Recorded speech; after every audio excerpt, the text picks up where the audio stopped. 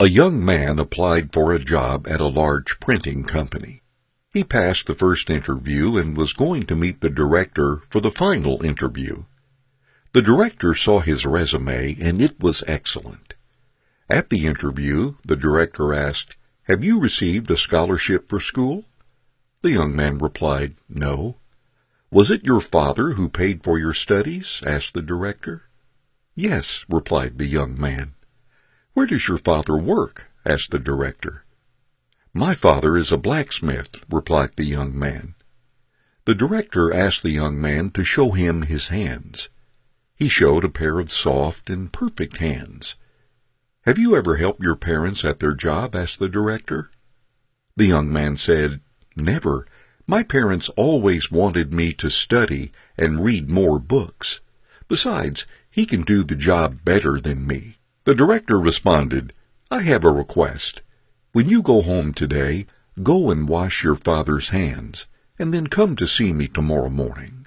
As the young man felt his chances of getting the job were high, he decided to agree with him.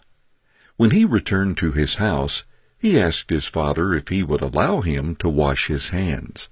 His father felt strange, yet happy, and showed his hands to his son. His son washed his hands slowly. It was the first time that he noticed that his father's hands were wrinkled and had many scars.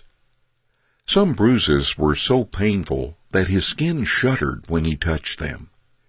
This was the first time that his son recognized what it meant for this pair of hands to work every day to be able to pay for his studies. The bruises on the hands were the price that his father paid for his son's education, his school activities, and his future.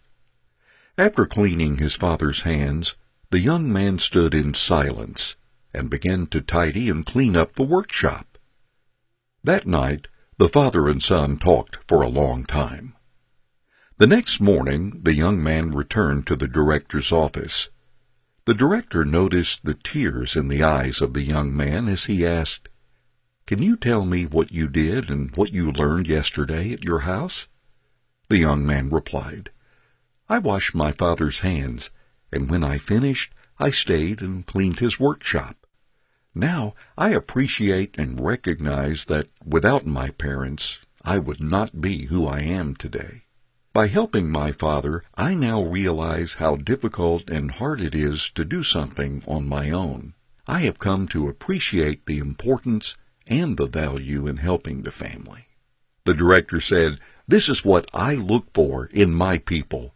I want to hire someone who can appreciate the help of others, a person who knows the hardship of others to do things, and a person who does not put money as their only goal in life. You are hired." Children who always get what they want develop "I have the right" mentality and always put themselves first, ignoring the efforts of their parents. If we are this type of protective parent, are we really showing love, or are we destroying our children?